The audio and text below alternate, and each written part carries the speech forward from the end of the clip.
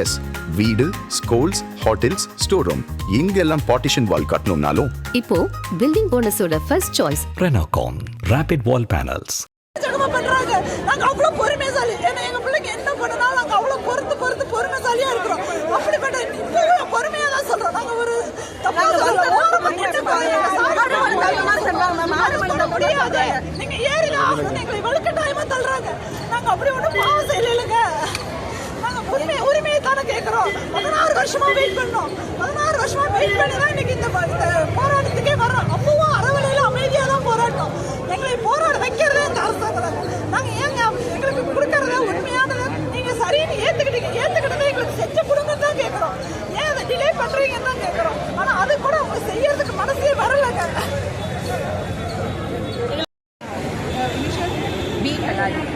Ready madam. என்னோட 2009 ஜூலை 2009 என்னோட appointment sir. 2008 மார்ச்சில் வந்தவங்களுக்கும் 2009 ஜூலையில் வந்த எனக்கும் இடையில் இருக்கிற பேசிக் டிஃபரன்ஸ் வந்து 3000 ரூபாய். அவங்களுக்கு 7300 எங்களுக்கு 5300. இப்போ அப்போ 7000 ரூபாயில் இருந்த எங்களுடைய டிஃப்ரென்ஸ் வந்து இன்றைக்கி 30,000 ரூபாய் கிட்ட போயிருக்கு. ஆக்சுவலாக ஒரு வேலையில் இந்த அளவு டிஃப்ரென்ஸ் யாருக்குமே இருக்காதுங்கிறது எல்லாருக்குமே தெரியும். அதே ப்ளஸ் டூ தான் நாங்களும் படித்தோம், அதே டிப்ளமோ தான் நாங்களும் படித்தோம். ஆனால் எப்படி இவ்வளோ டிஃப்ரென்ஸ் வந்தது? நாங்களும் அமைதியான வழியில் தான் ஒவ்வொரு தரமும் போராடுறோம். நம்ம முதல்வர் வந்து எதிர்கட்சி தலைவராக இருக்கும்பொழுது கண்டிப்பாக உங்களோட கோரிக்கையை நான் நிறைவேற்றி தருவேன்னு சொன்னார். அதை தேர்தல் அறிக்கையில் 311 எங்களுக்கு கொடுத்தாரு. நாங்களும் அதை நம்பி எல்லாம் பண்ணோம். நாங்களும் அதுக்காக எவ்வளோ போராடிட்டோம்.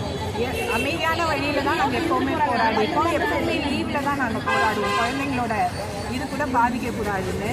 ஆனால் இப்போ மட்டும் எங்களுடைய கோரிக்கையை யாரும் செவிசாய்ச்சி கேட்கவே இல்லை. இன்னும் சொல்லப்போனால் இப்படி ஒரு டிஃப்ரென்ஸ் இருக்குங்கிறதே நிறைய பேருக்கு தெரியல. இப்போதான் உங்களுக்கு தெரிய வந்திருக்கு. இதை எங்களுக்கே 2014 தான் தெரிஞ்சது. அதை நீங்கள் சொன்னீங்களா? அப்பொழுது போராடுறோம். 2014 இப்போ மட்டும் நாங்கள் போராடிட்டு தான் இருக்கோம். அதனால நாங்கள் கேட்குறது என்னன்னா, சென்ட்ரல் கவர்மெண்ட்டோட நாங்கள் கேட்கல 9,300 நாங்கள் கேட்கல. நாங்கள் கேட்குறது ஸ்டேட் கவர்மெண்ட் இருக்கிற 8,300 ஒரே வேலைக்கு ஒரே சம்பளம் கொடுங்க, சம வேலைக்கு சம ஊதியம். அதை தான் நாங்கள் கேட்குறோம். நாங்கள் வந்து எக்ஸ்ட்ரா கொடுங்கனோ இல்லை அப்படிலாம் நாங்கள் எதுவுமே கேட்குறோம்.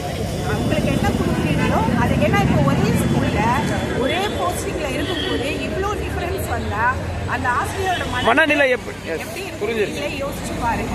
அதுக்காக தான் நாங்கள் இவ்வளோ தூரம் அது இந்த தரம் தான் தெருவில் இறங்கி போராடுறோம். அதனால் முதல்வர் வந்து எவ்வளோ செஞ்சுருக்காரு. கண்டிப்பாக இதையும் எங்களுக்கு செஞ்சு கொடுப்பாரு நம்புறோம். இப்போ இந்த போராட்டம் தொடருமா மேடம்? இப்போ இன்கேஸ் இது இந்த அந்த அளவுக்கு போகாதுன்னு நாங்கள் நினைக்கிறோம். ஏன்னா இல்லையா, நீங்கள் 2014 இதை சொல்லிட்டு தானே இருக்கீங்க, இன்னும் அதை செவி சாய்க்காம தானே இருக்காங்க. இல்லை, இந்த தடவை நம்பிக்கை தான் கண்டிப்பாக செய்வாருங்கிற நம்பிக்கை. தேர்தல் வர்றதுனால கண்டிப்பாக செய்வாங்க. இல்லைன்னா தலைவர் என்ன முடிவு எடுக்கிறாங்க தொடரும் சொன்னால் கண்டிப்பாக அதுக்கு ஏற்ற மாதிரி நாங்களும் ஒத்துழைப்போம். ஓகே, நன்றிங்க.